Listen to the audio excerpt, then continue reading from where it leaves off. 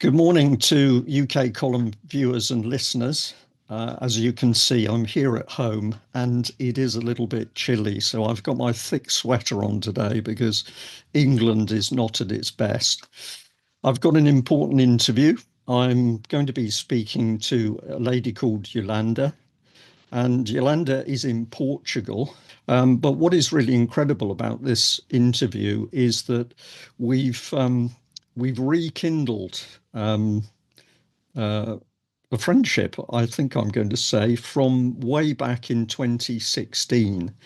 That was the original time that we reported about events around Iolanda and her partner Leon.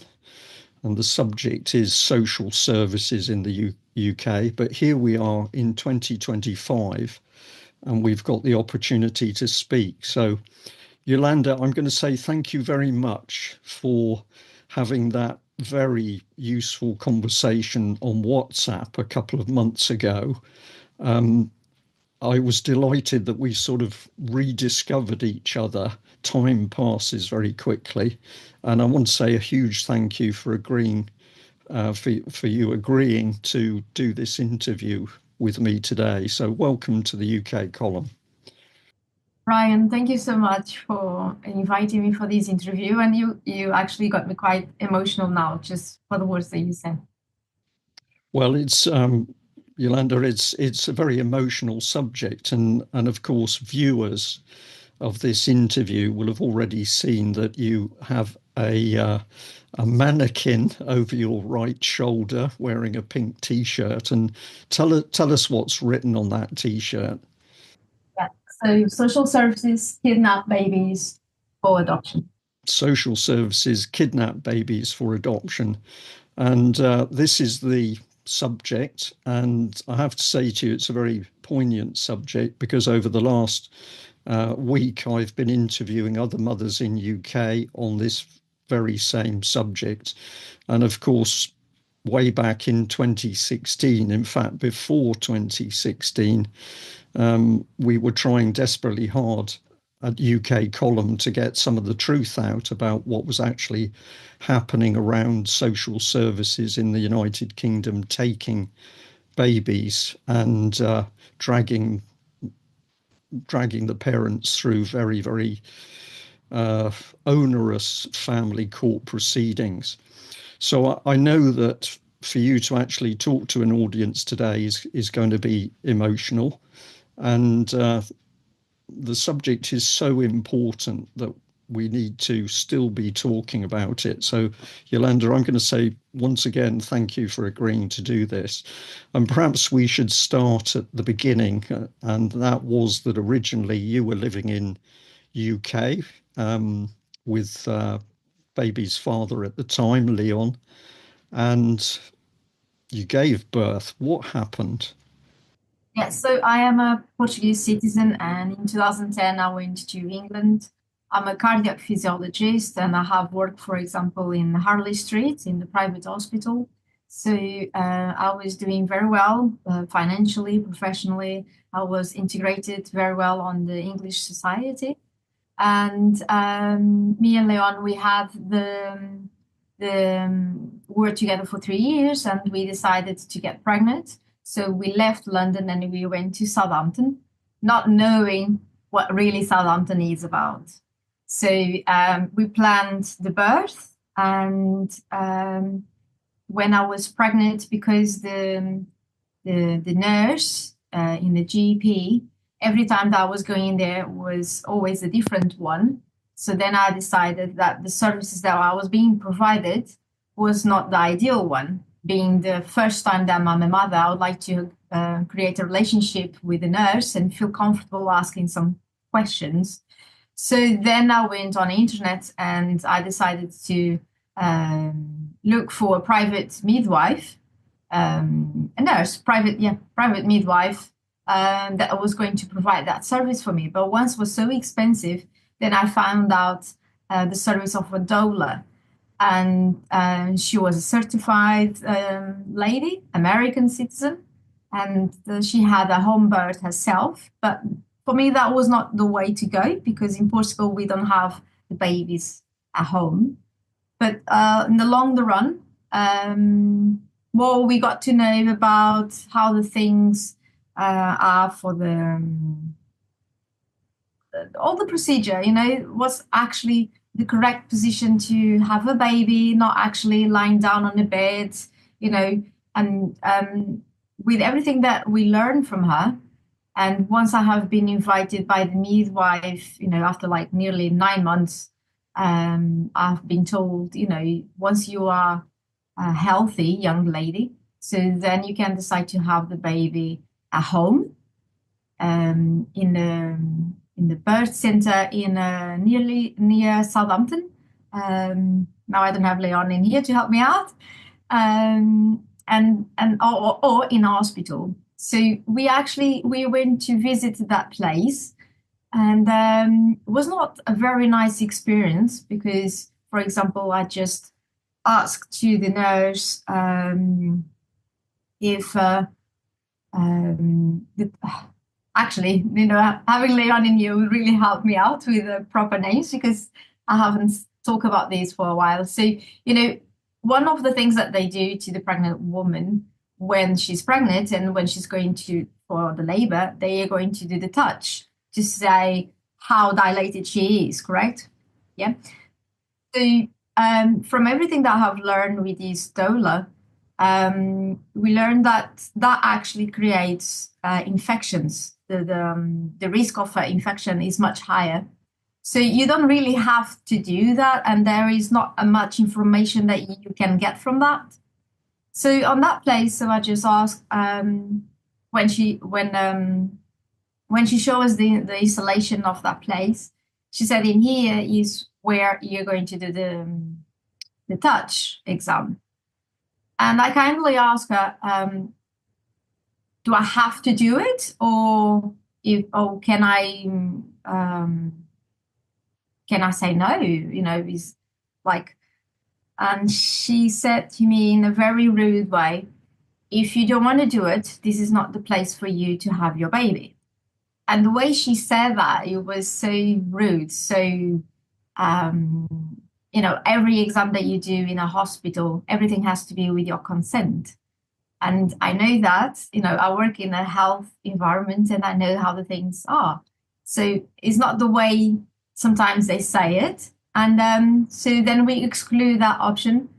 And actually being in the environment in a hospital, like lying down on the bed and not moving, that was not the way to go as well. And then we decided then to do a plan for the birth.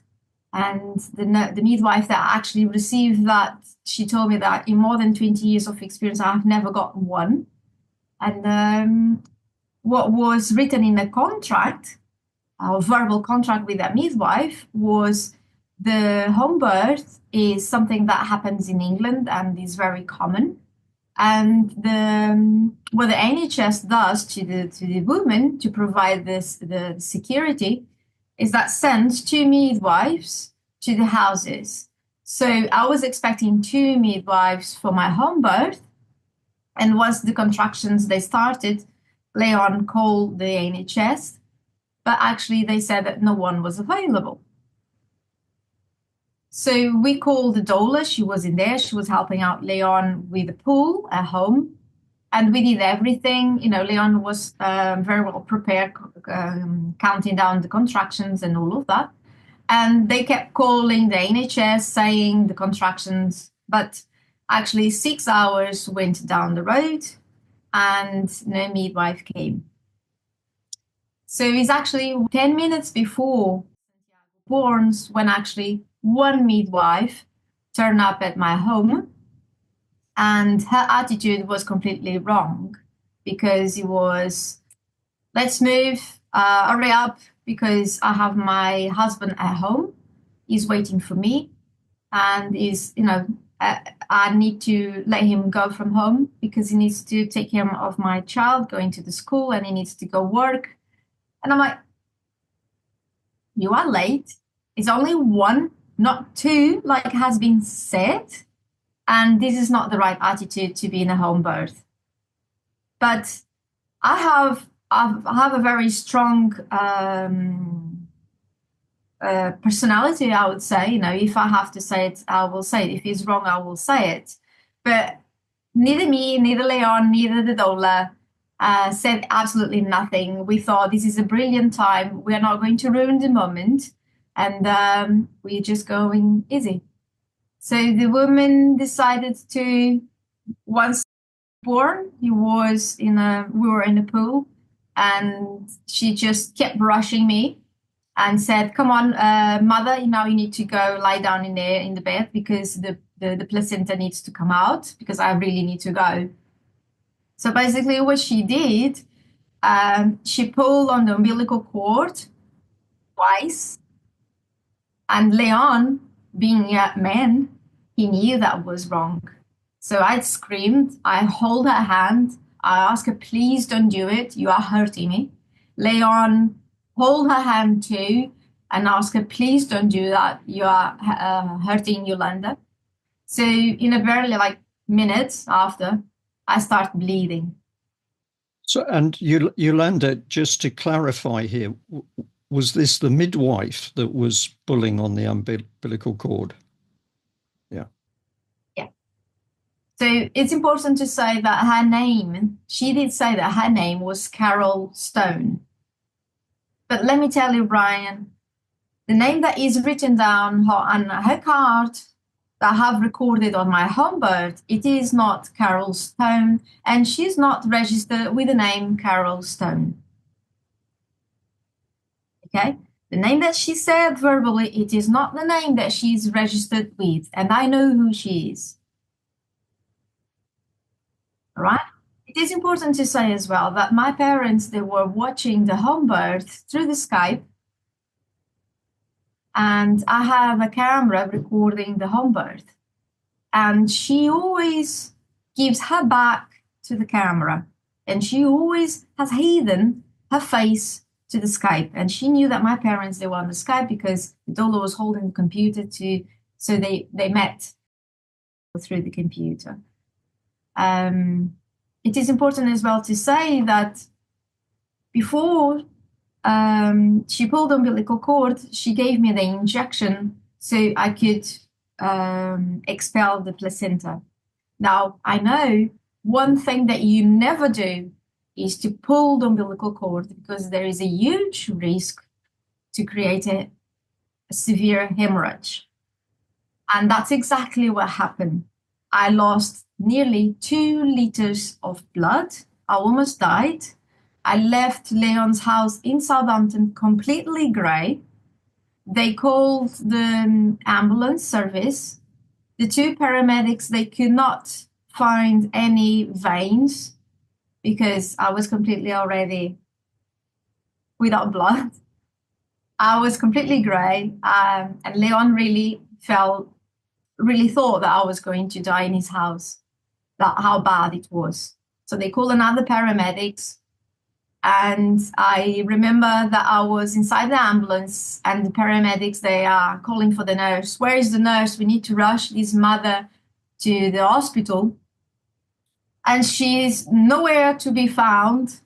And I say to the paramedics, "I need to tell you that what is happening in my house, the behavior of the nurse." I don't know if she heard it or not, but and then things happen. I don't know if she's the one that called the social services to distract all the situation from me putting a complaint against her.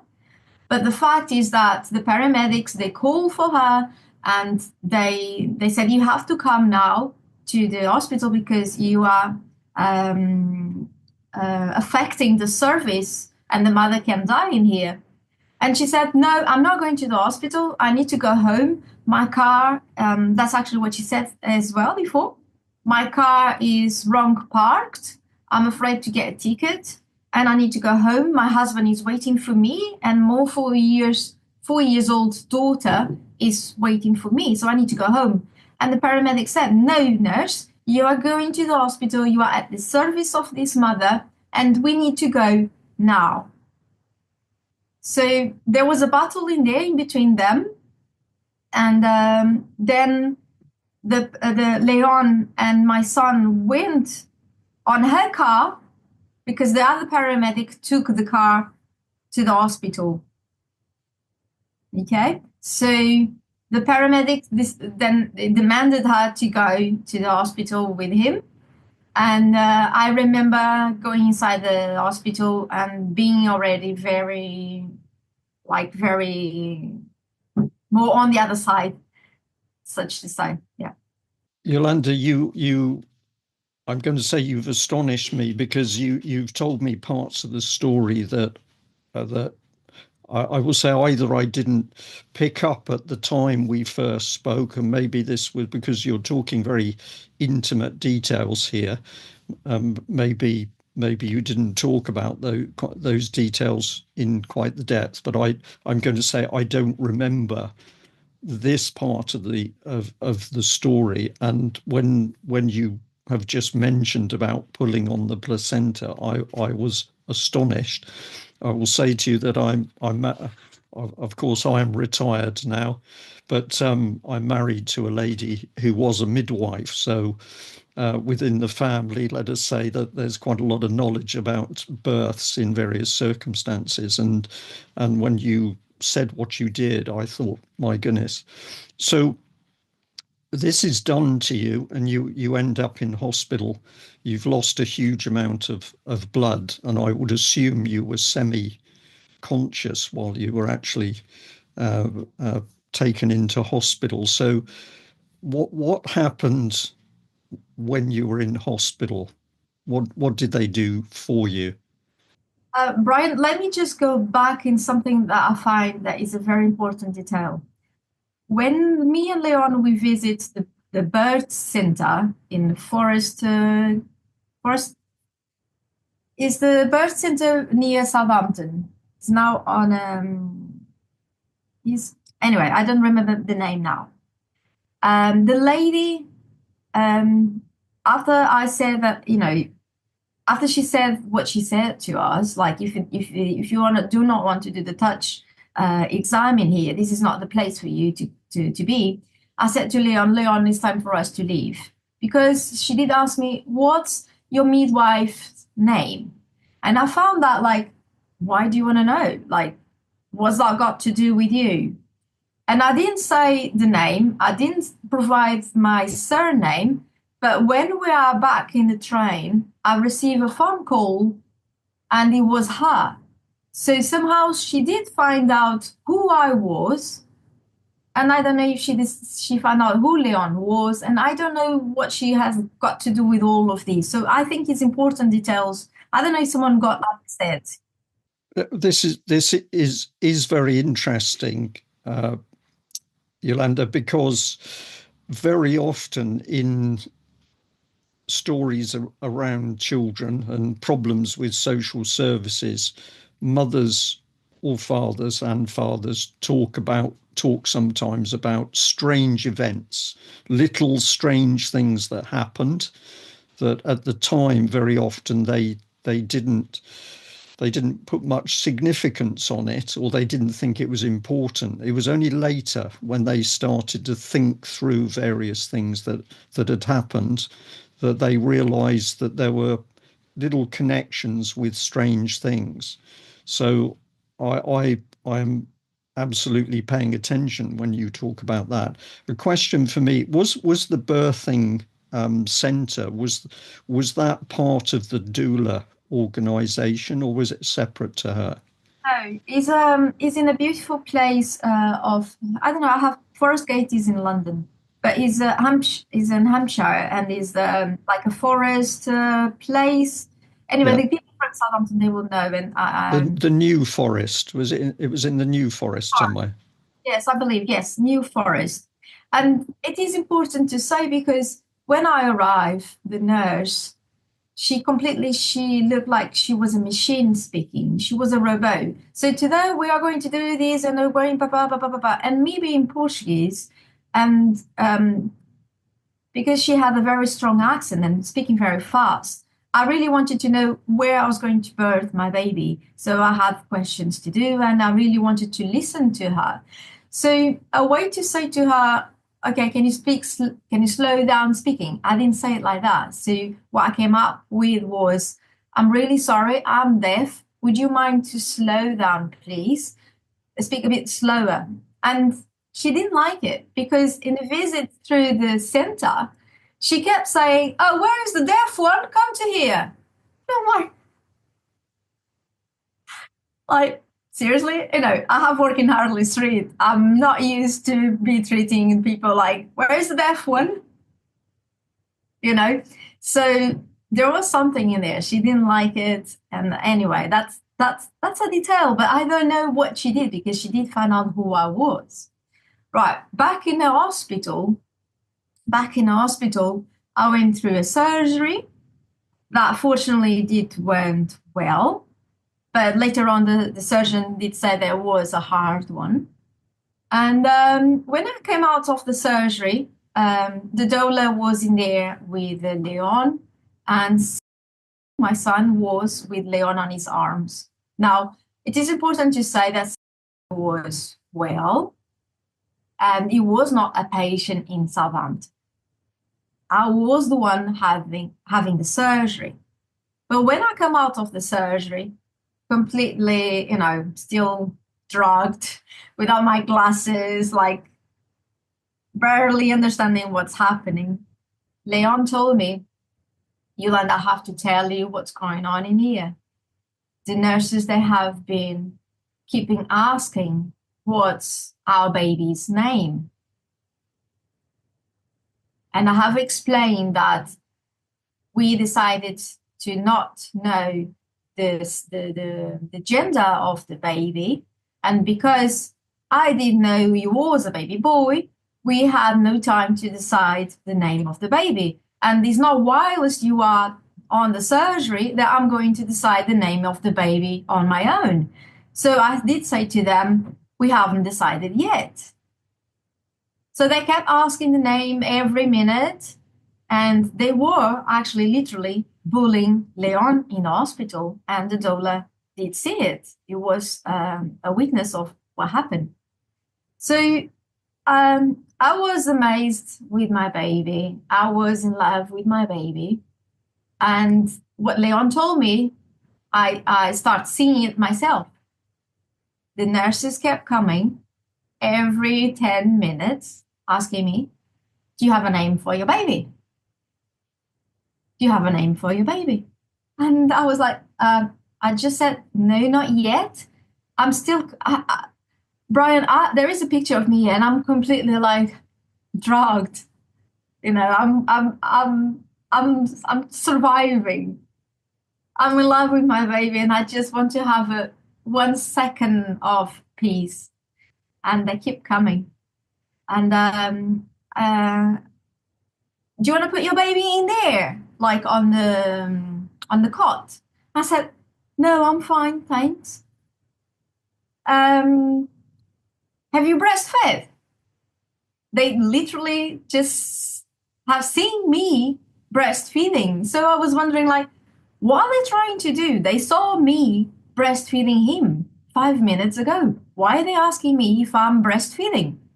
And they kept coming, and do you want to put your baby in the cot? And I'm like, okay, this is starting to feel very unsafe in the hospital. And let me tell you that Leon is on my side, and we are in a room, and there is a curtain in the middle of the room. And the nurses, they kept coming. There is a corridor, and it's very busy in the corridor. They knock the doors. I have a huge light, white light right on top of me. And I asked several times, can you turn off the light, please? Because I can't rest. This light is disturbing me and my baby. No, I don't know how to turn this off. That was the answer. Several times by several nurses. And a very important detail is that there is no one in the room. I don't know if there is any door on the other side of the curtain, Brian, but I did see there is a shade behind the curtain. I did point it out to Leon, and Leon saw it. So there was a person on the other side of the curtain and was in silence. So I don't know if there was someone on the other side trying to hear any kind of conversations in between me and Leon, but that was very weird. Very weird. So the environment in there is becoming very unsafe. It's bullying is horrible. And there is one moment I did ask, can you provide a chair? We did ask several times, can you provide a chair for Leon? Because he's sitting down in there, he's very uncomfortable. And we have been told that we need to stay for 2 nights in the hospital because of the surgery. And they want to check bloods, this and that, and to see if I'm well. And we did ask for a chair for Leon, and it's because it's so uncomfortable for us and for him. I'm starting to think, no, I can't stay in hospital because this is horrible. Like, this is making my head in, and it seems that they want to trigger me, and I'm not going to do it. I'm in love with my son. I'm in a peaceful mind, but they are really trying to trigger me, like trying to create a reaction, literally. So no one brings the chair, no one turns off the lights. They kept coming for the name for the baby, asking if the baby is breastfeeding. So in the middle of the night, I think there was a shift on the nurses, and they provided a long chair, the chair that rocks to the back for Leon to rest. And the light is still on. Leon is exhausted, so he closes his eyes, he's sleeping, and I'm with my baby on my arms. And there is a nurse that comes in between the chair where Leon is and myself, and she's right on top of me, literally. She bends over on me, and it is so uncomfortable that my baby starts crying. Leon wakes up, he sees that, he finds very awkward, and I ask her, do you really need to be in here? And she said, no. I said, okay, so if you don't mind, please leave. That was horrible. As soon as she left the room, my baby stopped crying. Leon did say to me that was horrible. The energy that came up from that woman was horrible. In the morning, as soon the doctors, they came to me, I spoke to the surgeon and I did plead him. Please, I need to leave. I need to rest at home. Has been very hard in here to rest. No one knows how to turn off the light. The noise in here is horrible. I don't have my glasses. I need to be in a good place of my mind to take care of my son. And he said, this was actually during the night when he came for the visit. And he said, okay, in the morning, if the blood test is all right, you can just keep drinking lots of water. If everything is all right, then you go. Because I did say to the surgeon, even if you say no, I will leave. I will sign a paper and I will leave. So in the morning, the blood test was good. And I have been given the, what's it called in English? The paper. The paperwork that I could leave, and I have been given prescription for the tablets because I was running out of iron and because of the blood that I lost. We're happy. We took some pictures. It was a beautiful sun, and we got a taxi and went home. We went home with the condition that I was going home to rest because in the hospital I couldn't do it. Iolanda, just to clarify, how long were you in the hospital? 24 hours? So born on the 1st of February at 4 a.m., I believe now. I have the 4 a.m. And on the 2nd at 10 a.m., 10-ish, I would say, we are leaving the hospital. Right. Right? We arrive home. Leon starts cleaning out the house because it seems there was a crime scene full of blood everywhere. And I'm breastfeeding my baby. I'm taking pictures, and I'm speaking with my parents. And a couple of hours after, someone knocks on the door, and he's not knocking on the door because actually he's intercom, and he's only on for a few minutes. So Leon goes on intercom, and someone's saying to him, "I'm a nurse and I want to see the baby." And Leon says, "Iolanda is a nurse, wants to see the baby." And I just screamed to Leon. I said, "No way.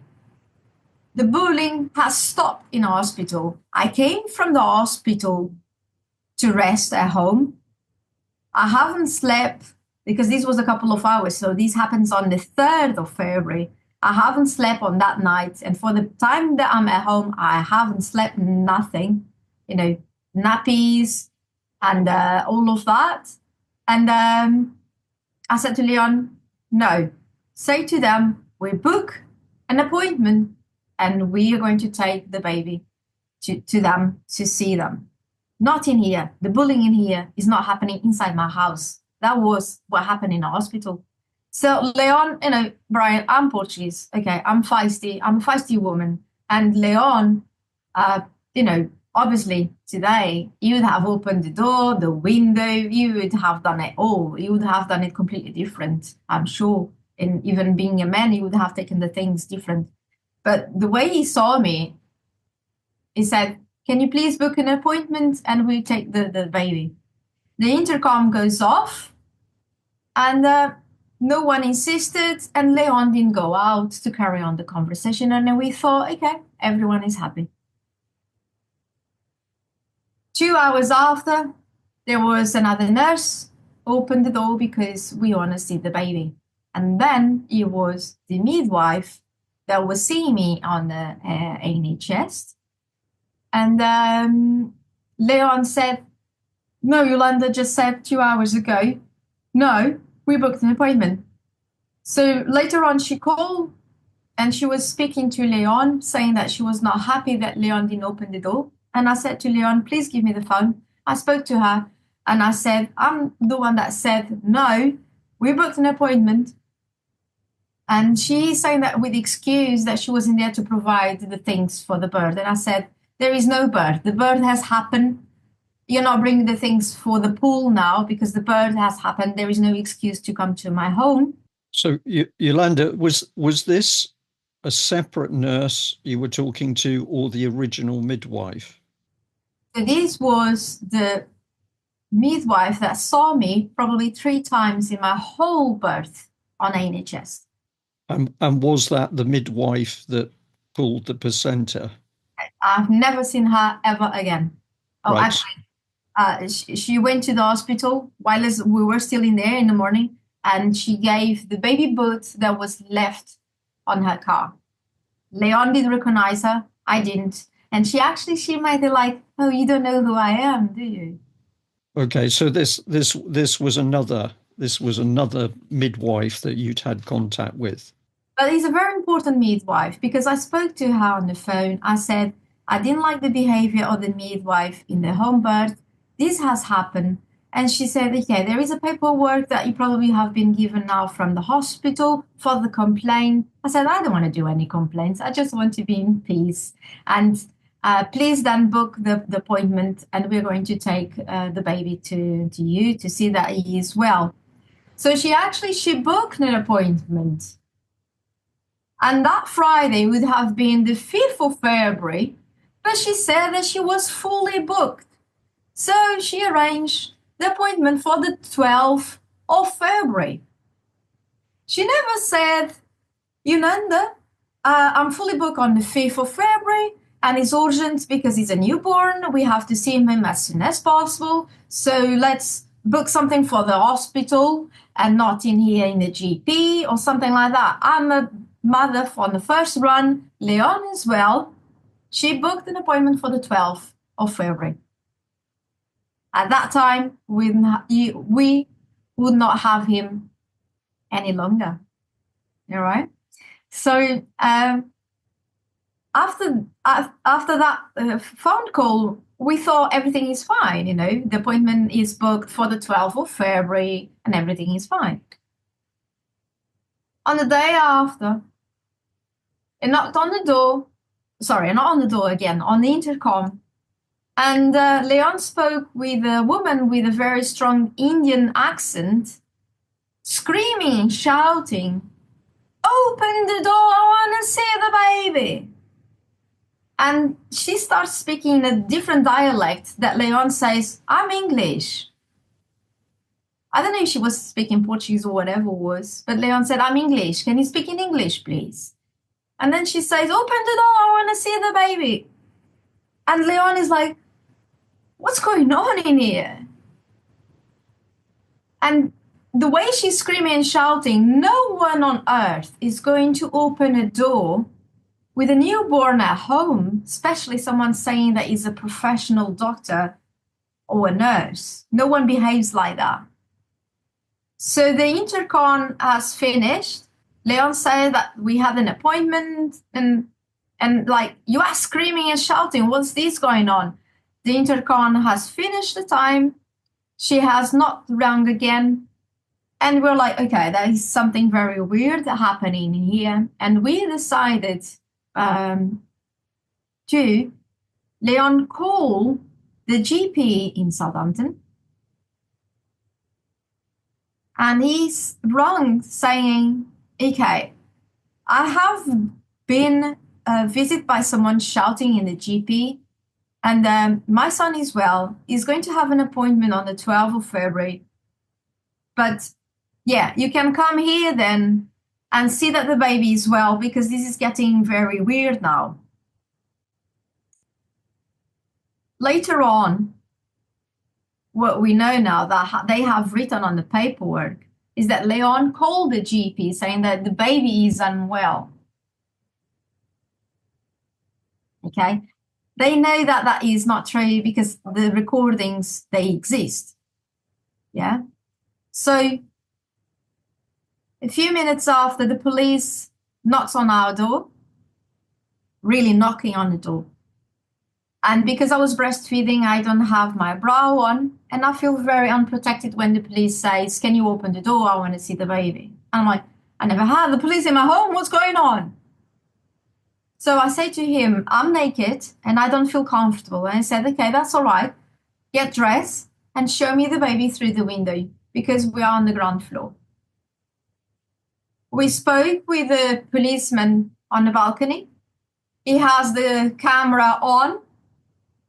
And we spoke to him and we said, and he laughed about the situation. And he said, "I don't know even why I'm here. The mother is just exhausted. The mother is just begging to be left in peace with a newborn. Nothing's happening. And I can see that the baby is well." Because even I said to him, "I'm going to get the baby. But the baby is, you can see the baby is well. I'm going to get him and probably is going to start to cry." He recorded that the baby is well. He has written on the paperwork that it was only a misunderstanding. Yes, let me correct this. It is after that the police that left that Leon called the GP saying, "Please come and see the baby," because we got very scared. Do you understand? I'm just doing this correction. Yeah. Yes, no, I understand that. Yeah. Because the police was in there. Now we are like, okay, come and see the baby. Everything is fine. And that's when they put on the paperwork that he said that the baby wasn't well and asking for the doctor. So because now we are scared, because the police has been in the house and something very weird is happening. Someone is very concerned with the baby. We called Ola and we said to her, this has been happening. And because the phone doesn't work very well in that area, she said, "Okay, I'm going to help you out. I'm going to get a midwife in here. Today is Friday. And we're going to get a midwife in here. And everything is going to be sorted out. No worries." So we went to her house. So she would deal with all of that for us. When we are leaving the house, I saw on my phone that I had a voice call, and the phone was off because, I didn't want to scare my baby when she was sleeping and the noises of the phone. So I hear that, and it's actually a voice saying, please come to the Southampton Hospital by 5 p.m. And this is, she did say her name, and then the telephone number is 07555, and she gave lots of numbers that the numbers are wrong. And it sounded very threat. It did sound like a threat. Something was going to happen if we wouldn't be there. We did try to run, the telephone was wrong. And at the time that I saw the voicemail, there was no way that in Southampton at 6, 7-ish p.m. we could be in the hospital at that time. So you would sound that we were challenging the authority. That was after we have been seeing the police. Everything was was escalating, and it was not. We were very, very concerned. So we just got nappies, everything very quick, to go to the Dollar's house, because my instinct tells me that I need to leave my house as soon as possible. And when I'm inside the taxi, I say to the driver, please lock the doors. I don't like to be inside the cars with the doors open. That was my instinct to tell me. And I know why that had happened. Because when we were leaving the house and we are right around the corner, there was a man and a woman, a police, coming on the path, walking down. And if the car was not locked, I would scream inside the car, and I would say to the taxi driver, just run. But because the doors, they were locked, I felt that I'm fine in here. The police look at me, we look at them, and we drove inside the taxi. When we arrived to the Dollar's house, I received a phone call. Iolanda, is the police, where are you? We are at your home. I said, oh my God, what's going on? Did you not see us? I did see the police, but I haven't done anything wrong. I didn't know that you were looking for me. So they have written down the legal term that we had abscond. How serious that is. We were in a friend's home on a Friday night. Well, I'm just going to say at that point, Iolanda, that the expression abscond, we have to ask some questions, because to abscond, you've got to break away from a place which you should be. There must be some compelling reason for you to be in a particular place, whether it's your own home or not. So what I pick up on that straight away is that word has been used deliberately to make it appear as if there was a reason that you should not leave your own home. That's my reaction. They have written down that they have contacted the airports and all of that. So we are in the Dollar's house. That is still Southampton, and they did track us. And when we are just waiting for a pizza, because by all that has happened, I have not eaten, because we were going to have our lunch when the police turned up at our house. So it was not the pizza, actually. It was the social services. But let me tell you what happened before, because it's very important. The doula is contacting the midwife, and because she's a doula, she has lots of contacts. And she got the chief midwife of Southampton Hospital, of the neonatal service.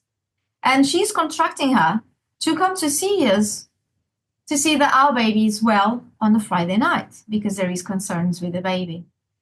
And the doula gave her address to that midwife because she is in a good faith.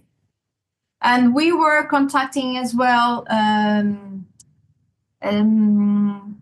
Beverly. She's from the birth rights of the women. I can't say now those details. So she's the organization of the women rights for the parents. And what she's saying on the phone to the doula is no parent, no mother has to go in a hospital on a Friday night when the baby is well. And actually, if the baby is unwell, why then they are not wanting the midwife to go to the doula's house? Because that's actually what happened. The doula provided her address, and then the midwife say the hospital is in red alert, insinuating that, and she did say that the hospital was not letting her visit the baby and the parents in the doula's house. So there is concerns with the baby, but they are not letting the midwife go and visit the parents and the baby. So that makes no sense. And if the parents are saying that the baby is well, there is no reason why a healthy baby would go to an environment full of sick babies on a Friday night. This is 3-4 o'clock in the morning, right? So they completely ignored our pleas to not go to the hospital.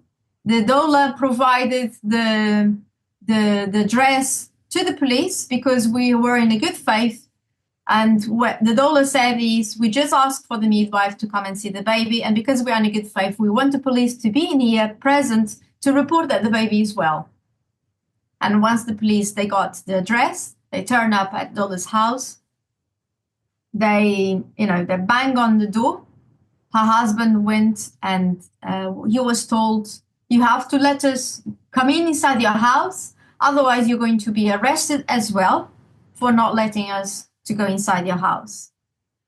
So they run on the stairs, and I just want a hole to run away with my son. But there is no holes, and we are on the 3rd floor. And I just literally hear the boots of the police and the social services. And my heart knows that something really bad is going to happen. So the baby is very quiet. This is recorded. This is available on YouTube. The baby is quiet, sleeping. And the social services, they want us, as soon as they see us, there is this paper in here. This is a contract of expectations, mom and dad sign. And Leon said, we are not signing anything. Oh, you have to sign these. No, we don't sign absolutely nothing. So they want us to go to the hospital. And there is a chit chat that there is no reason why you need to go to the hospital. The baby is well. The mother wants to rest. And we just try to explain what happened and what everything happened. And that we're not challenging anyone and trying to explain that the woman screaming in the house, that we just didn't open the door because the mother wanted to arrest it, and the police, all of that, But no, they kept saying that Leon called the GP because the baby was unwell. And the police went in there, you didn't want, and now you run away, completely changed. And we just kept trying to explain that the social service, the woman, she just said, okay, enough is enough. And this is already 6 o'clock in the morning on a Saturday. Enough is enough. I'm here to do a job, and you're going to the hospital with your baby or without your baby. And the police is in here to make sure that the baby is going to the hospital. And obviously, we did go to the hospital, escorted by the police inside the police car. The doula did go with us, and she did manage to contract a midwife that she did meet us at the front entrance of the hospital.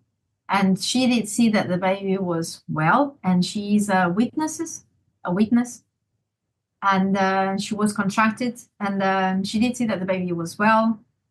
And then inside the hospital, what happened is very important, because there is a gentleman, not exactly a gentleman, but a doctor, a neonatal doctor, that did say to this nurse that we did contract.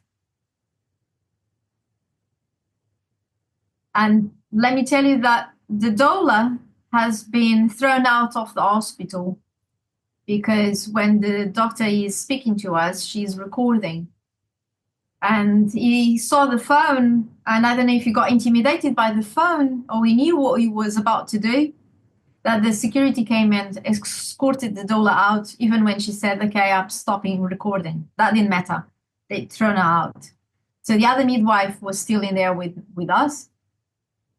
And the doctor spoke to her privately.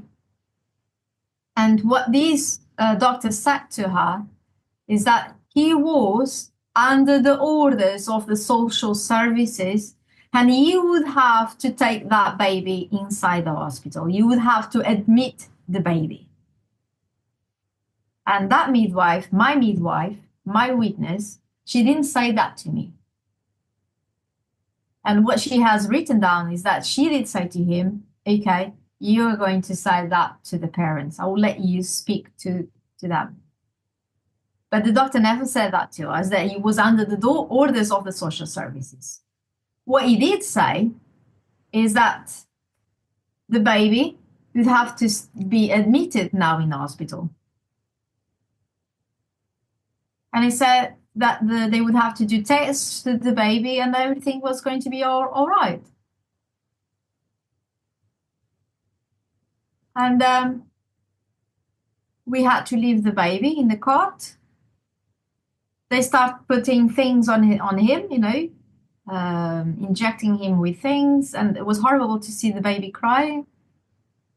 And as soon as we left the baby, there was the police that right on top of Leon, and it said to him, if you try to take your baby from the hospital, we're going to take you to jail.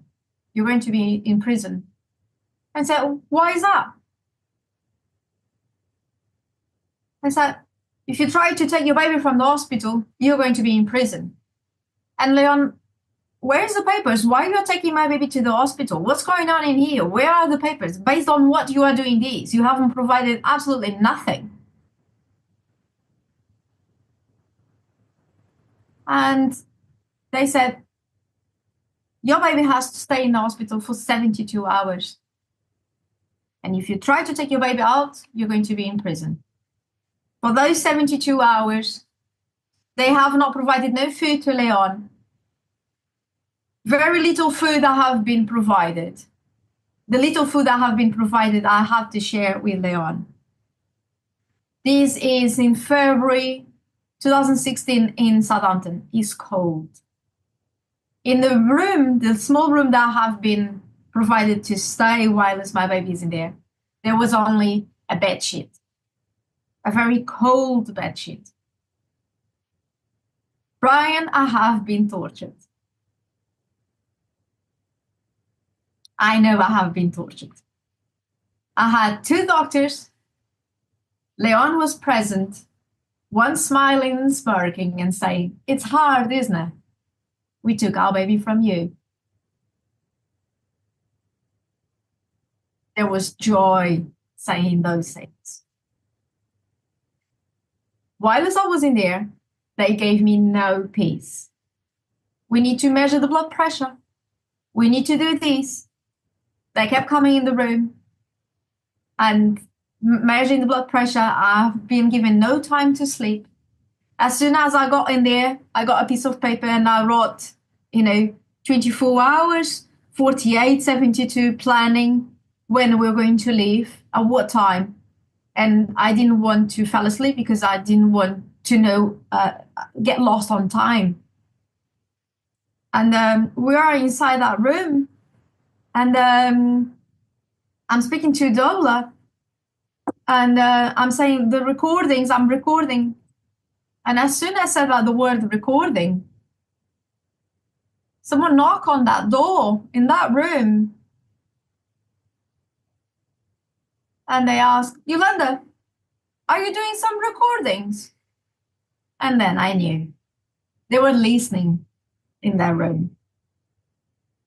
And now I have to try to find a way to say to Leon that I know that they are listening, because I was speaking to the doula and I said, mentioned the word recording, and they came ask for the recordings. And now I know, Brian, that Leon is going to start probably wondering if I'm losing the plot by saying that the big brother is listening. I'm afraid and concerned that my own partner thinks that I'm going mental. Yolanda, as you are telling this story, and I'm deliberately being quiet, I'm not asking you too many questions because I don't want to break the flow of what you're telling the audience. But as you are telling the story, there are a number of things that you've already said, and it's like a little tick in a box for me. And what I mean by that is that over the years, I've dealt with a number of families who have gone through some horrible processes with social services, and things you have said, the way that this case is building, some of it follows a template, and I can tick something off. So I wanted to share that with the audience. But also, of course, we haven't just got social services at work here. We've got the police, and we've also got what's happening inside an NHS hospital. And I've also interviewed a number of people over the years who've experienced very, very strange things going on inside a hospital along these lines, even when a baby or a child hasn't been involved in the circumstances under which they're in hospital.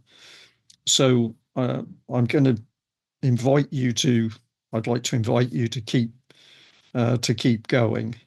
But I want to reassure you that me being silent doesn't mean I'm not paying attention, because I absolutely am.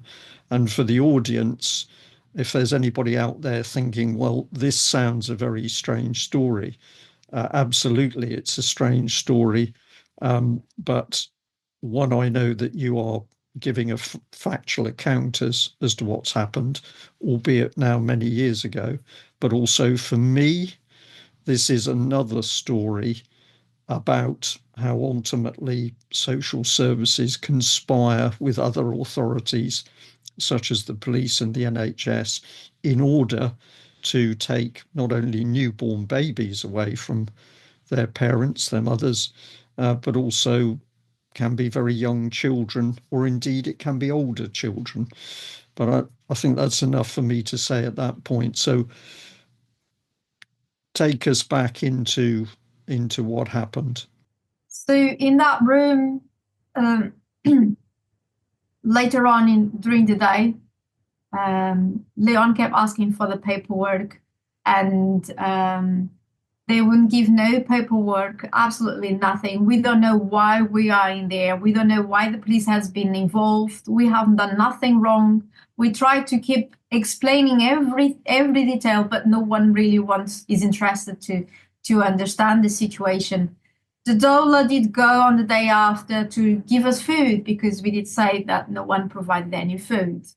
And they tried to block her from the hospital, and they don't let us even speak to her. They literally isolated us, and Leon even is afraid to leave the room to get food, because he's afraid that they don't let him come in to stay with me. So as soon Leon is trying to speak with Dola, and I'm alone, the doctors come at me and saying that they want to make a meeting. And on that meeting, what happens is that they are trying to take me to the psychiatric ward.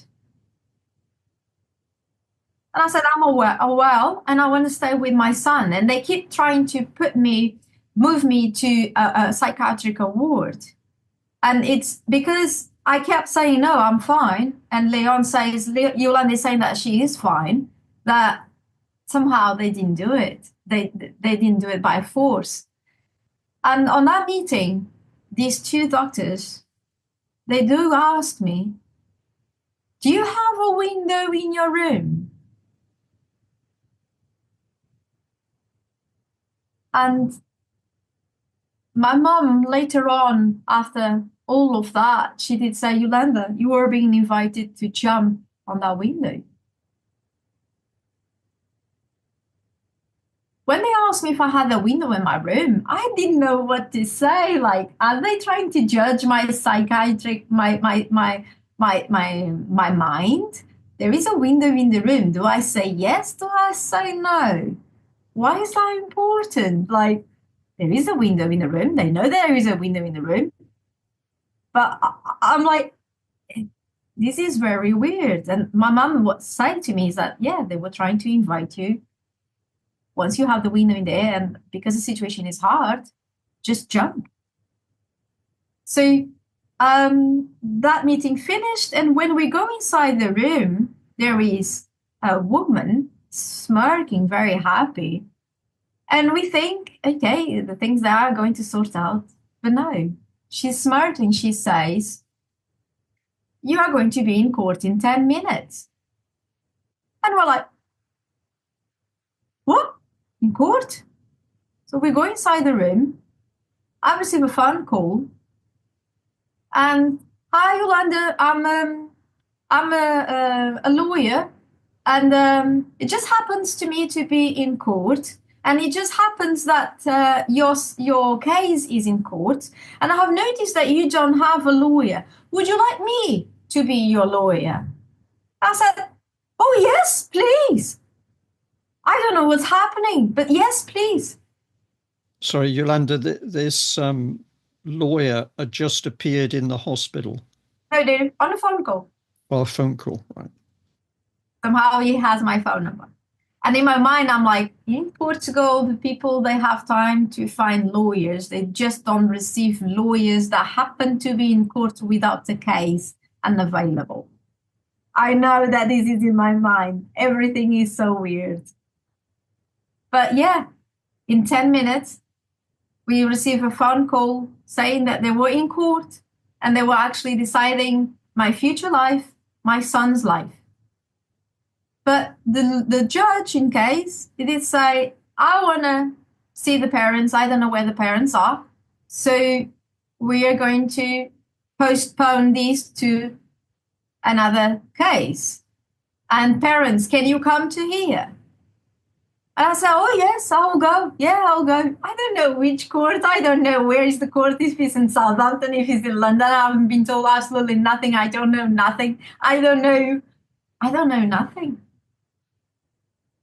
And I'm with a smile because it's like, this is a scary movie. So the phone call was off, and we were like, what's happening? And kept asking for paperwork and nothing. And then I'm told by the police that now you have to stay another 72 hours. So it's not just the first 72 hours. You have to stay another 72 hours. And there is a policeman that has written on the paperwork that is abuse of power. He has never heard about 72 hours on top of another 72 hours. But the issue is because the first judge that they did go to didn't see the parents. He didn't want to do the job.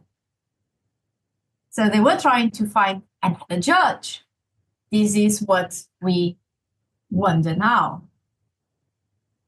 And because the baby is well on those 72 hours, and the doctor that is in there did says that the baby is well, because what they did to him to imprison my son in a hospital, and for them to know that I was not going to take him from there, they put him under the lights, the blue lights. So he's with the ECG, and if I try to take my baby from there, that is going to beep. So they're going to know that we're trying to take him. So they put under the blue lights that probably there was even no need for it. But what the doctor, the one that said it was under the orders of the social services, what he did on the report was that the baby was at serious risk of brain damage.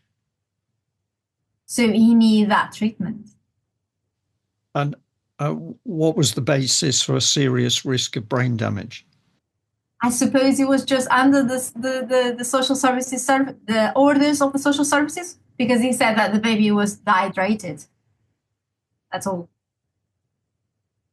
And that he was with that brownish color that is normal when the baby is actually they breastfeed, so it's completely normal. What's it called? The jaundice.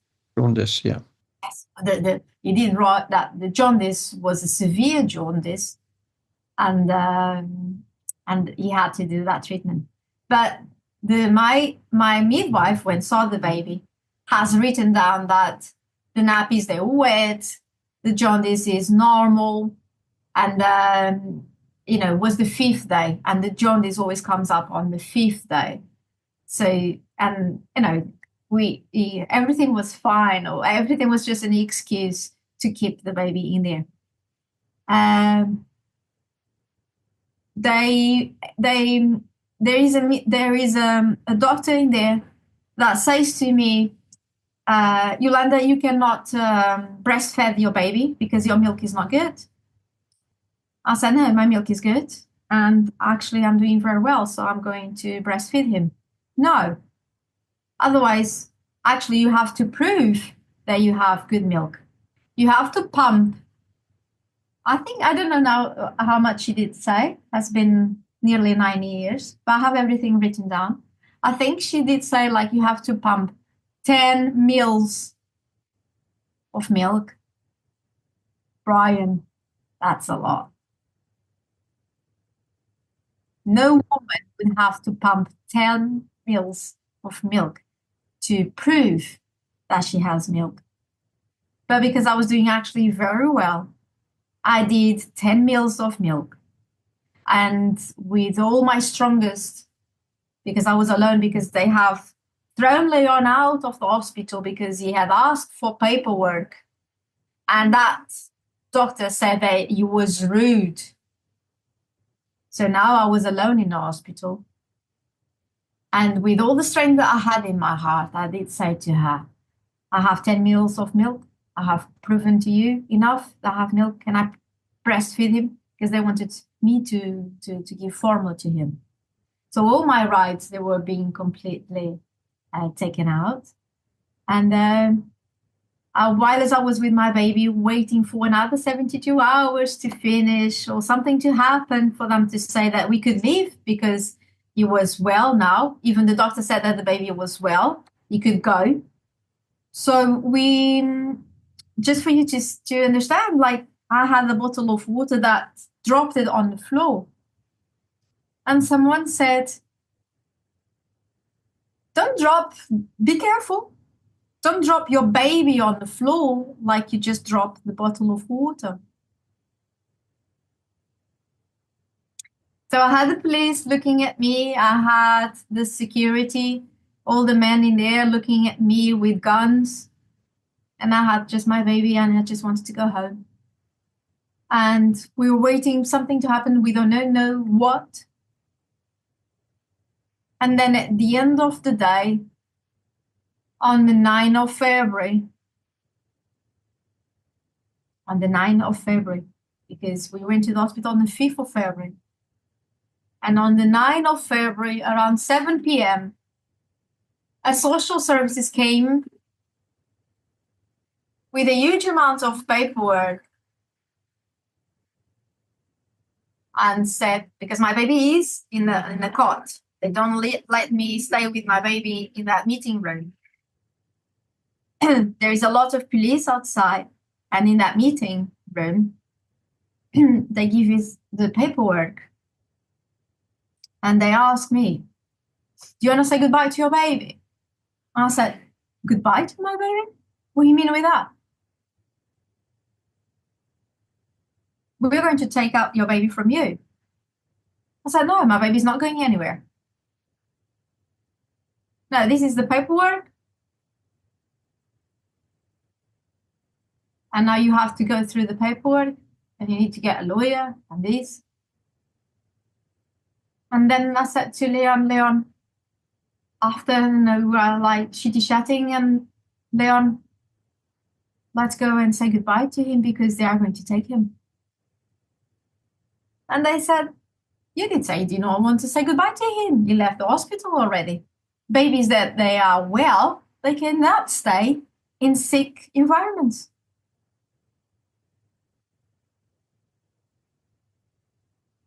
And then we were escorted out of the hospital like dogs by the police, by the security of the hospital. And we returned home in silence without my baby. Yeah. Iolanda, yeah.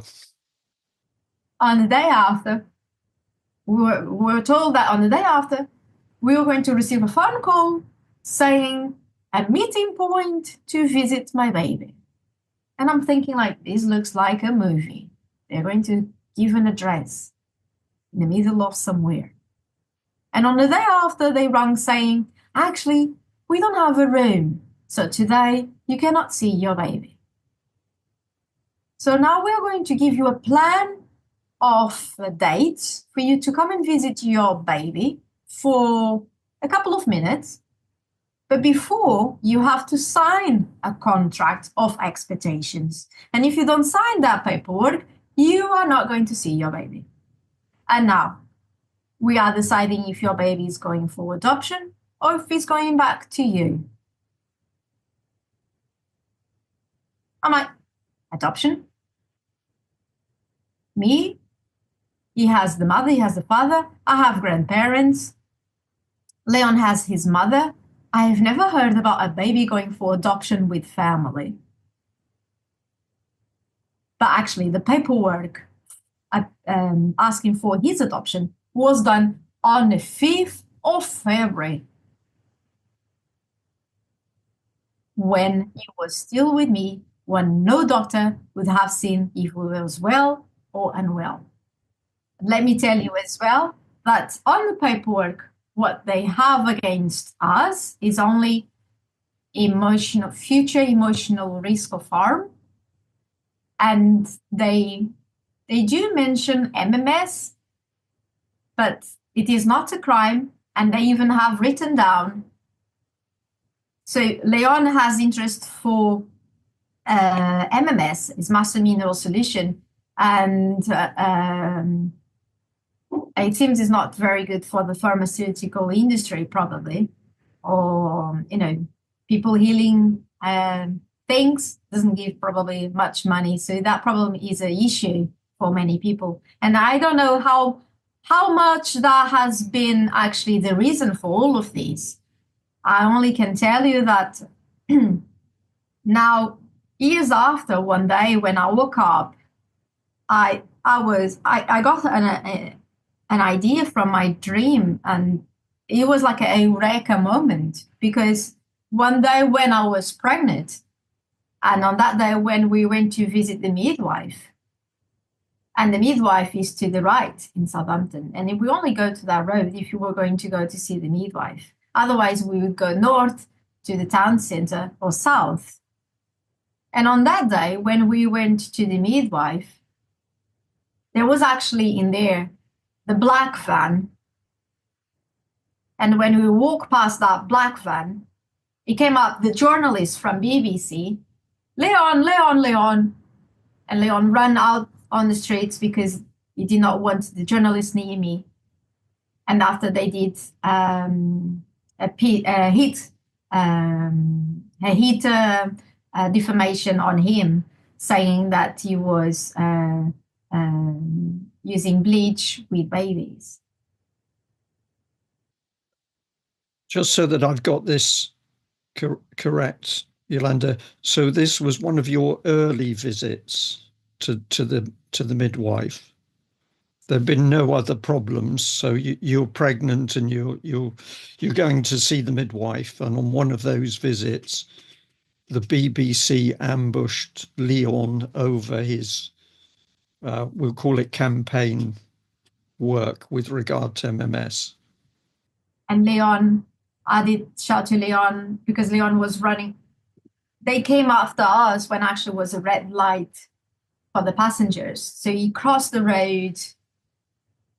You was like running on the middle of the streets with the cars. And I did shout at him, Leon, in the GP, in the GP. So we went inside the GP, and the journalists did not went on top of him because he was inside the GP. And it's only years after that I'm like, did they know that I was pregnant? Did they plan this defamation piece so the people that would not support us? Did they know that I was pregnant? Because I was single. I have not given Leon Edwards as the name of the father because he was doing MMS and I know what he was doing. But I thought if they're going to do something bad, they're going to do bad at him. They're going to imprison him. I'm the mother. I haven't committed no crime. If he has committed a crime, please imprison him. But don't take my baby from me. I'm the mother, and my baby has grandparents. What's the crime that I have committed? What's the crime that my son has committed? And Leon has not committed no crime. We have been inside the police. We asked to the Portuguese government for help. They have provided no help. I did a massive campaign in Portugal. I have been everywhere on the TV. I have been in the front cover of the most important magazine, the political magazine in Portugal. I've spoken face to face with the president of Portugal, and that moment was captured by the TV live. That was news. I did a massive campaign. I joined lots of Portuguese mothers, and it was made a huge documentary that was very high in the views in Portugal.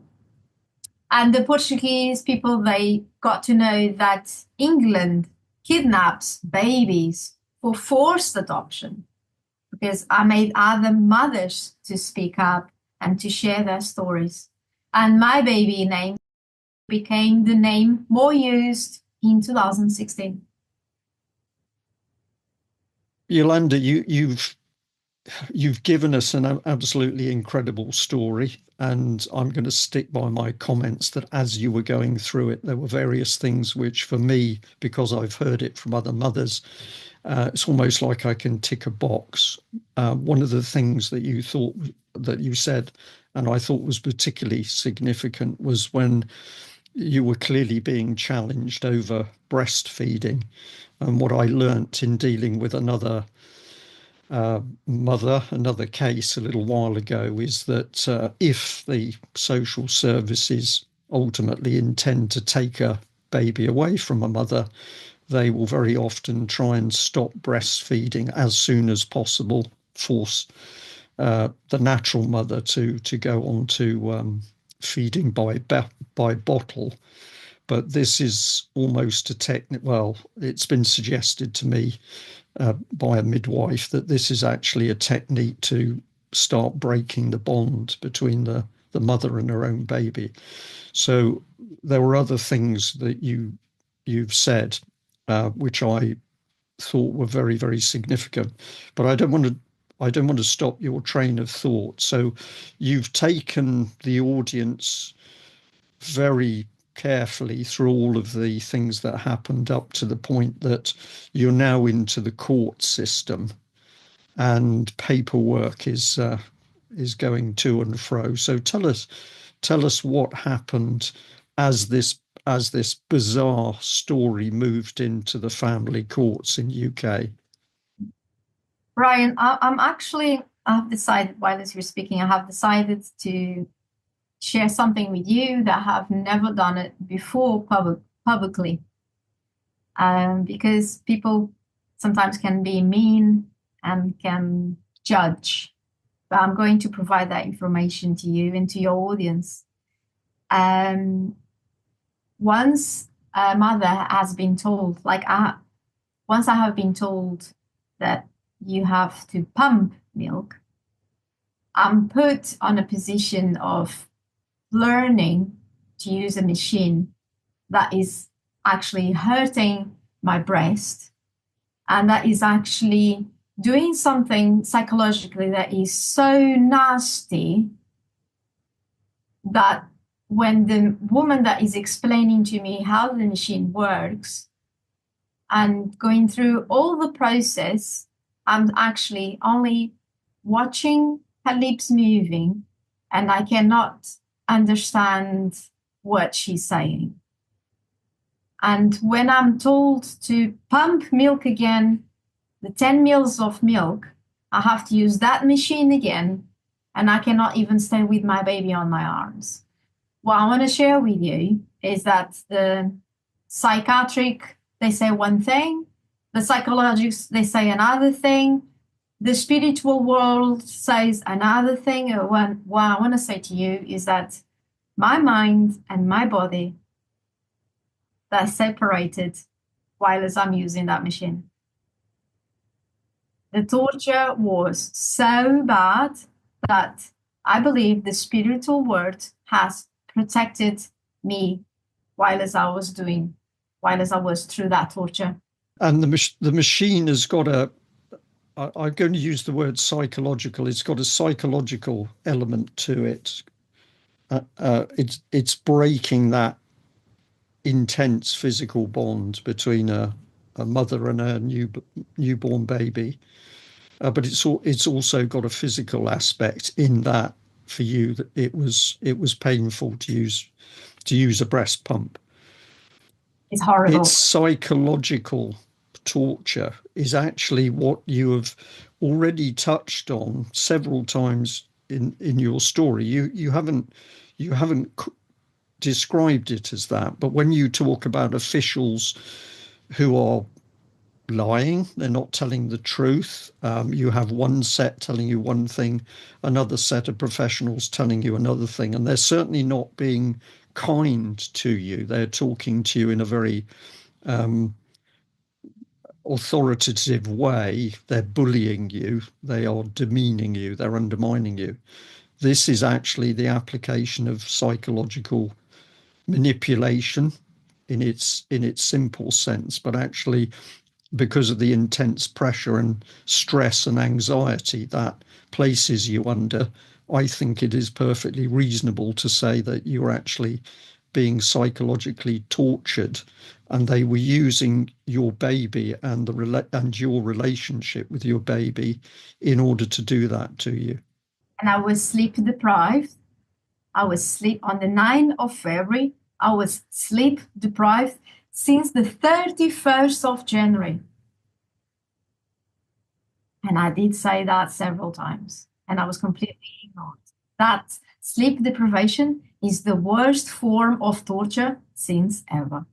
And also the other bit that goes with it, Iolanda, which I noted, is that they didn't want to turn that light off. And of course, that is because even if you do go to sleep with a light on, a bright light, you don't get quality of sleep. But actually, a bright light very often will stop people going to sleep.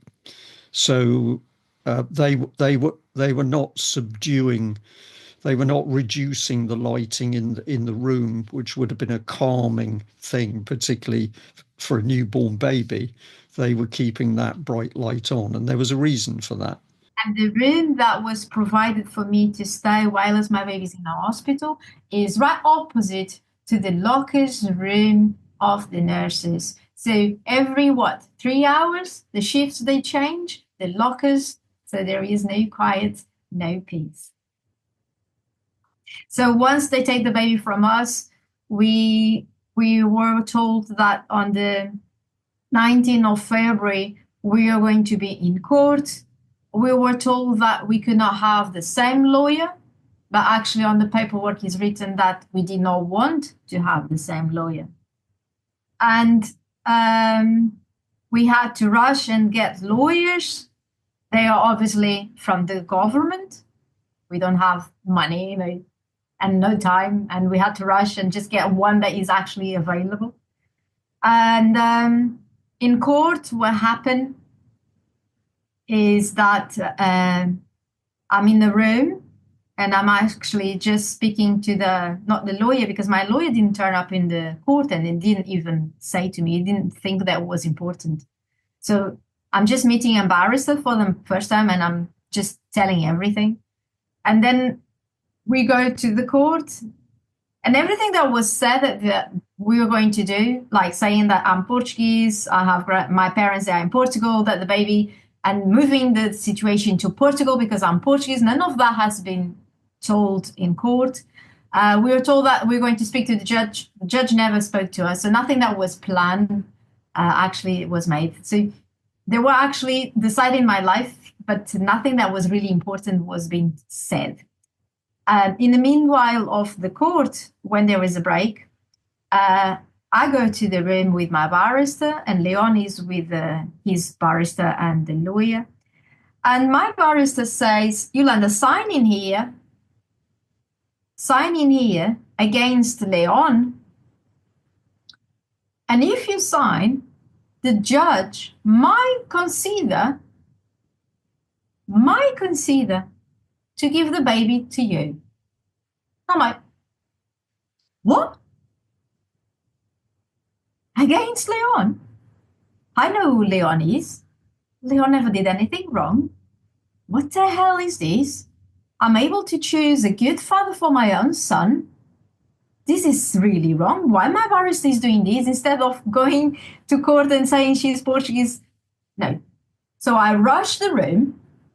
I go to Leon's room that is with his lawyer and his barrister, and I say, Leon, they want me to sign against you. And his meeting suddenly just stops. They jump out of the room very quick. And Leon says to me, they were telling me, my lawyer was telling me that you just had signed against me.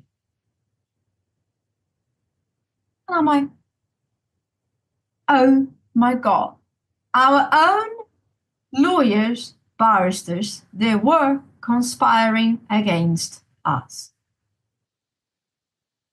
Yolanda, there's something else here, and if I may, I'll bring this in, that it is very, very common that an early tactic by social services, when social services are targeting a family or a couple for the child, very early on, they will try and break the bonds between the husband and the wife or the partners. And so when you started to say that to me, I knew exactly what was coming. So I'm going to say to you, I'm saying to the audience that this is an absolute standard tactic. And what they're doing, why they do it, is because, of course, if you have a couple that are working together, they stay strong, they support each other. Mum and dad have got an inherent strength in the relationship. And so if they can break that relationship early, it's much easier to subsequently take the child. Sometimes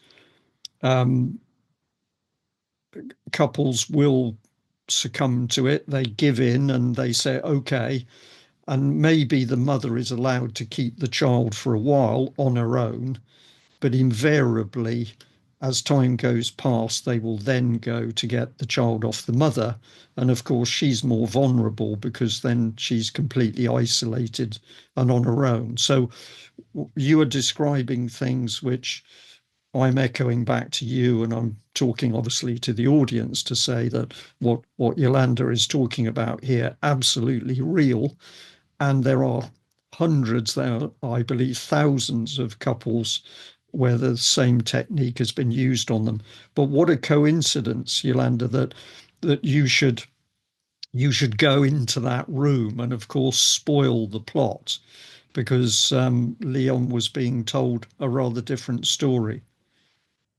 And but they were dealing with a loyal couple, and my son is a result of love. And obviously, I didn't do what the other mothers usually they do. Oh yes, I'm going to get that chance. Then I'm going to try that way. Obviously, I knew because if they are saying that I don't even know how to choose a man to be a father of my son, I asked. Obviously, I'm not a good mother either, and that is not the circumstances. Like Leon is a good man. I know exactly who Leon is. He's a good man and has not committed no crime, and we stick together. So basically, after that situation, they postpone to another court, and they move our son to another visit center, much further away, more than one bus driver away, more than 1 hour away on a bus, like really, really far away to make everything harder and harder.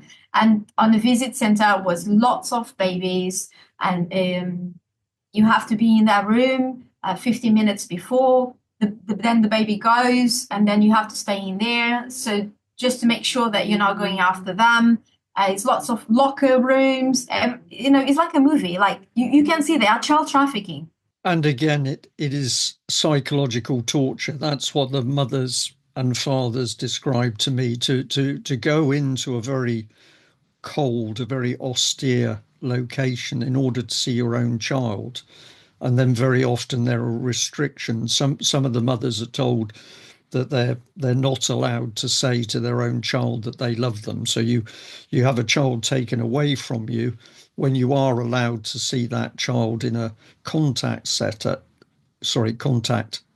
setting. You're not even allowed to cuddle the child or say that you love them. Yes, you're not.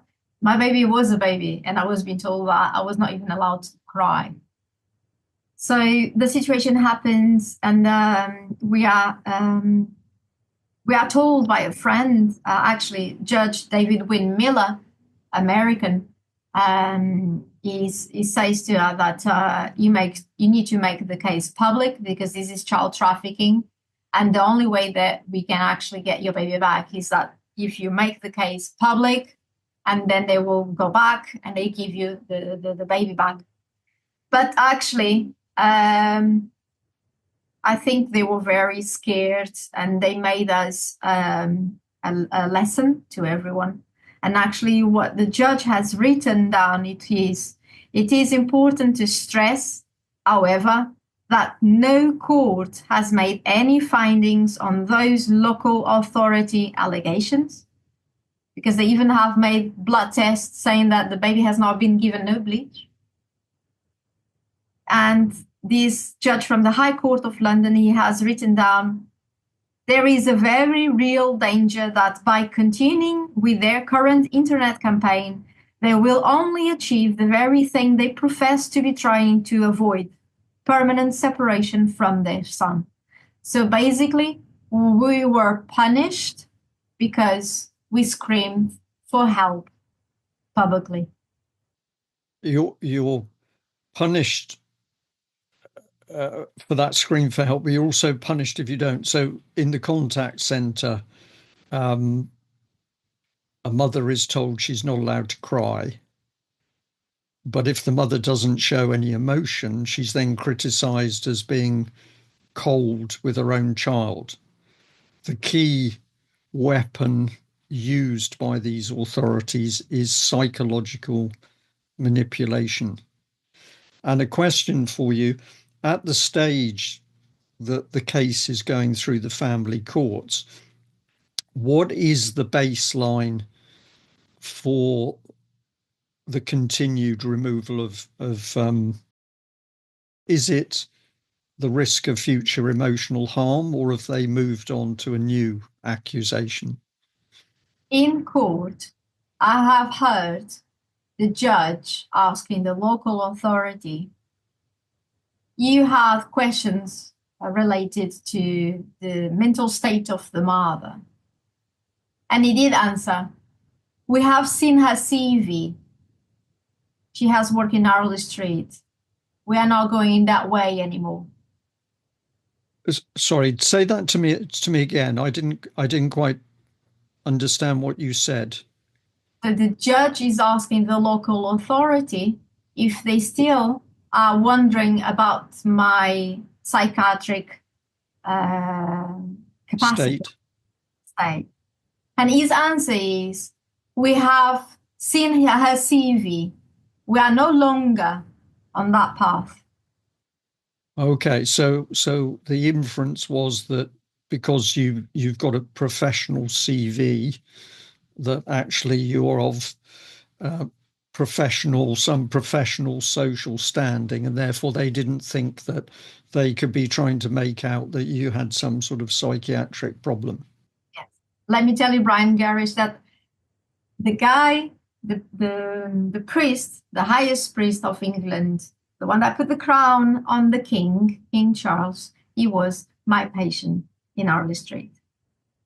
So, I'm very proud of my professional path, and I have studied English, and I have a Cambridge certificate from the university for my English, because I was dealing with private patients, and I want to be proud of my English. And now I'm sometimes in Portugal, I'm asked by the English if I'm actually English because of my accent. So yes, I'm very proud of my CV. Yes, quite right. Okay, so how long does this court process go on for? They did say that the end line would be the 10th of June 2016, but they have written down that once the case was public, they had to rush out, and they did. They shortened out the time.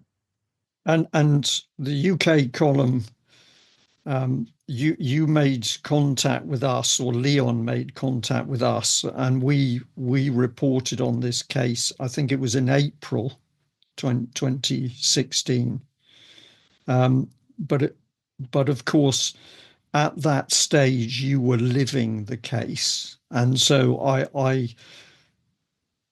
perceived I could understand, and I've of course understood this with other cases, that it's so difficult for the parents to know which direction to go into, because sometimes publicity can be helpful in that it alerts the public, it does put the courts under pressure, but alternatively it can actually cause them to become more vicious in how they treat you. And so I did understand that when we were initially able to speak to Leon about the case, that it was still difficult for you as a couple to understand quite what was the best way to go. And the other thing which goes with it is who to trust, because you are very quickly in a world where you learn you can't trust a lot of people. You can't trust social services. You can't trust your own legal team. You can't trust the police. And you can't trust other members of the public that step forward and say they want to help. Most of them do, but some of them don't. So you live in a very difficult world to try and pin down what's the best route to go. So I've interjected a bit there, but so the pressure comes on the courts. What do they do then as they realise that this case is becoming public? So we did had Daily Mail at our home taking pictures and taking our story. But after they were told that they could not publish, they were not But allowed to publish. they were told that by the courts. Yes, because there was what's it called? Restriction on it. Well, it might have been a D notice, but normally it's a reporting restriction under the family court rules. Yeah, now I'm missing actually the word, but is the I know it's missing the legal term, but is interjection. Yeah. Anyway, so it's basically saying you're not allowed to speak on publicly on social media, none of that. Otherwise, you're going to be arrested. We're going to take your money from your bank, and all of injunction. So the family court took an injunction against you and Leon. And the Daily Mail was not able to publish the case because of that injunction. And the injunction was also indicating that they would take money from your bank account. I've never heard that before. Yes. So Sue Reed, she has not published the case on the Daily Mail, and she gave us the information that she knew that Southampton, and it seems is the top cherry of UK on kidnapping babies, has done it for more than 20 years. And actually Southampton Hospital is called a very special hospital, has a special name, is where legally is where money is dumped the babies. So basically they could actually say that it's actually abandoned by the mother. So it is all legal. It is a very, now I don't have that name now, but anyway, I want to share to your audience as well is that my court procedure had more than one court case. And that obviously, that is a breach of evidence. I want to say as well that there was one court case that the paperwork had the date of the 8th of April 2016. And the paperwork was inviting us to go to the court on the 1st of April. Yeah, on the past. The date of the paperwork was the 8th, but to go on the court on the 1st of. And that paperwork, I will share with you, I don't know if you can see it, but was very dodgy. Full of mistakes, and even the logo is different. The logo is different, lots of mistakes, very dodgy paperwork. The paperwork for me was the 1st of April. For him was the 1-1, not 11, because they don't write 11 like that. It's 1-1. And when we share that to the judge, David Wynne-Miller, he said, that paperwork, they're going to imprison you. They are inviting you to go to a place that is not a court, that is not paperwork, that is all fraudulent papers. Because we never have been provided paperwork signed by the courts. There is nothing. Iolanda, did you just say that a judge warned you of that? This is David Wynne-Miller. It is Leon has studied that and is grammar. I cannot. No, I understand. I understand what you're talking about. Let me say this to you: is that when I initially started to work with families, and I tried to help them as a Mackenzie friend, I also learnt, because as a Mackenzie friend I could go into the family court hearings. So it was a two-way process. I was trying to help, but I was also learning. I come from a professional background, albeit in the military, but I was astonished when I started to read court documents, which were full of spelling mistakes. They were full of mistakes in grammar. They were full of just amazing errors. But after a while, I came to the conclusion that these were not errors at all. I came to the conclusion that these were deliberate mistakes or strange expressions within grammar, for example, English grammar. And they were done because essentially this was people communicating with each other through official documents. That was my personal conclusion. And I'm very interested in what your response to that is. You may agree or you may disagree. Yeah, so David Wynne-Miller is made a judge. He's not a judge or a lawyer by the law, not by the theatre that exists in the court, in the system. He's made a judge himself because he studies quantum grammar and he uses the correct sentence structure, communication, parser, syntax, grammar, and he uses that to rescue children. And he has done that in Australia. He has helped children to be rescued from that system, the corrupt system. But because there is issue with UK and with the Queen, and because he caused several harm to UK, it was not possible to go to UK. So whilst we are actually in court in communication with him, and we put a paperwork asking, and I did ask, give me the correct sentence structure. Is I can go through my paperwork and share it in a while I find the things.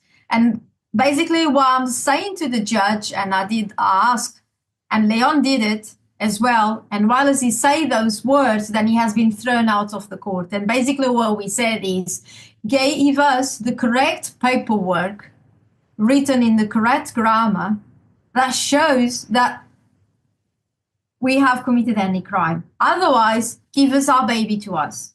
And because we put this paperwork in court, we have been thrown out of the court. And very weird, the judge came out. Actually, she didn't came out to the court because I provided those paperwork to the, what's it called, the woman in the court. The clerk. Yes. Once I gave that to the clerk and she asked me, is this a threat? I said, no, it's educational. And then very weird, the court didn't happen. So it's very high profile. So they did that very quick. And because this happened, because we are coming from London doing this paperwork, we arrive in Southampton and there is paperwork under the door, like as always. All the paperwork from court was always under the door. There is nothing gone through the post office, nothing at all. Nothing is signed. It usually arrives very late, maybe hours before a court hearing, and it often arrives on a Friday. Yes. So the paperwork was done on the Friday. This is Sunday early. We rang him saying they want us in court tomorrow because it is a final court and they want to send our baby for adoption. And we did go and we did ask for the correct sentence structure parser for all of that. And we have been thrown out of the court and we haven't seen our baby since ever again, since the 4th of March 2016, the last time that we saw him in a visit. And what have they used? Yeah, future emotional harm of risk. And all the paperwork, nothing is signed. Is all is. Let me. I don't know. Should I share a picture of the judge? I have in my website. Okay, so I believe this is justice. When they use the robes, is always a bit different. She is justice. She's the one that did all the paperwork.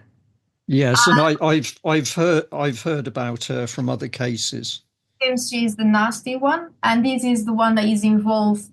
This is Justice Baker, the one involved in the High Court, that said they haven't committed no crime, but because they made the case public, they're going to be punished. Yes, they are terrified of people. Yes, yeah.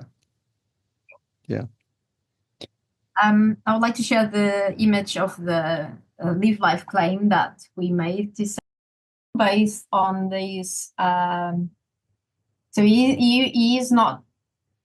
We didn't do a birth certificate for him. He's not the property of the state. He's our property. You see.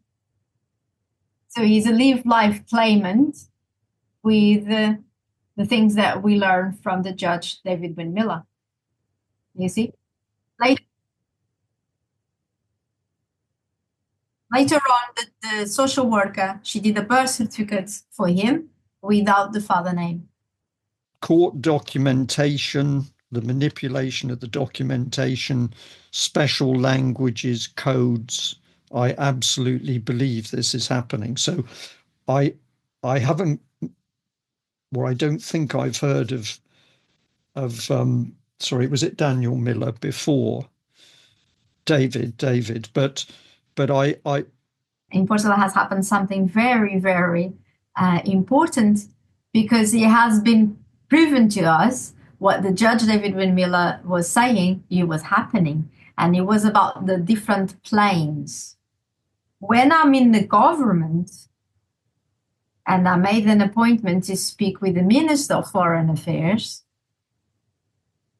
they did say put them in the plane in the step room. So sorry, in the what room? step room. Step. Step room, yes.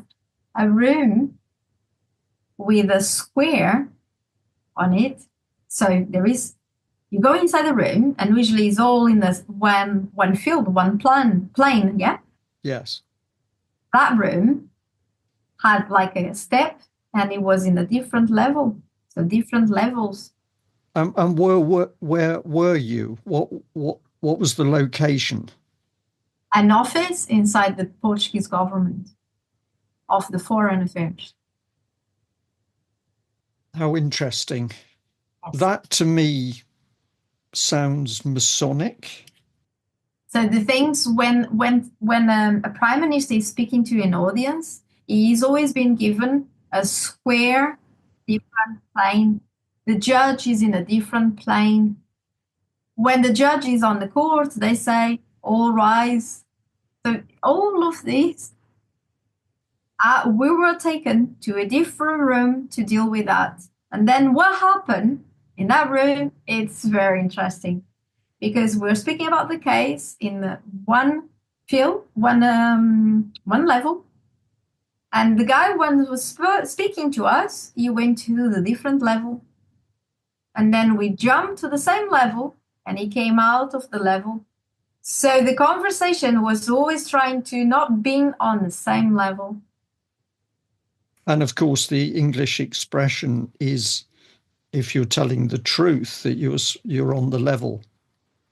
So what we were being told by David Miller and the paperwork that I always do, and I keep doing, he always has the same number, the procedure number. Yes.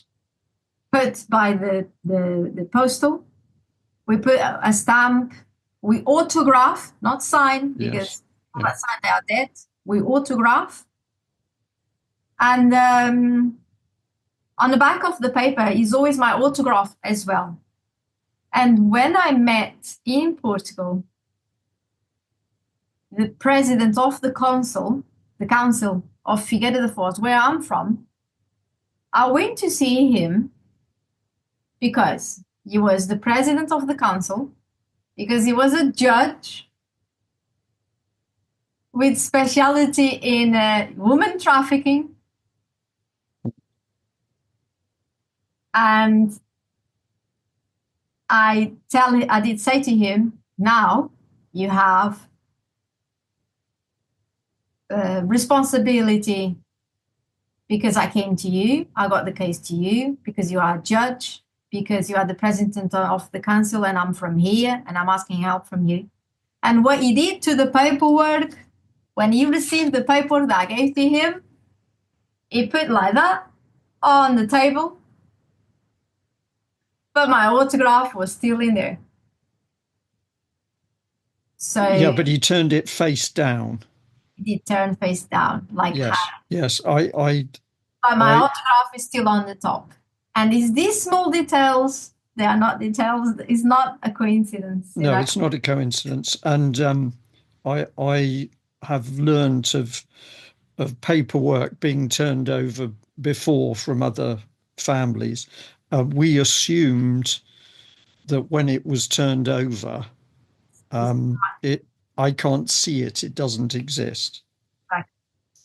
Exactly. But we did all the paperwork like David Miller. We sent Pope, we sent to the United Nations, we sent to the Vatican. There was moto propri. We did all that paperwork, you know. Very interesting. I'm living in Portugal, not in the area of my address. But I did receive on the area where I'm on a letter from a private detectives in Portugal from paperwork from the English court. So they let me know, we know where you are. Right. Yeah. And again, this is not unusual. It's intimidation, isn't it? Many years ago, I dealt with a lady, a French lady who'd been married to an Englishman. He was clearly abusive with the children, two girls, two little girls. And eventually, to her surprise, in the court battle, she was allowed to take the children back to France. And she thought basically they were going to be safe in France because she had the girls. And ultimately, what happened was one day she got a letter from the local judge telling her to bring the girls into his chamber. And she said, I knew what was going to happen when she took the girls. She said, if I didn't take the girls, the police would come. So at the moment she was in his chambers, the girls were taken off her. And they were subsequently flown back to England and given to the abusive family. But there were occasions when she had effectively tried to hide in parts of France, and this sort of thing happened. That it was as though she was being told, we know where you are.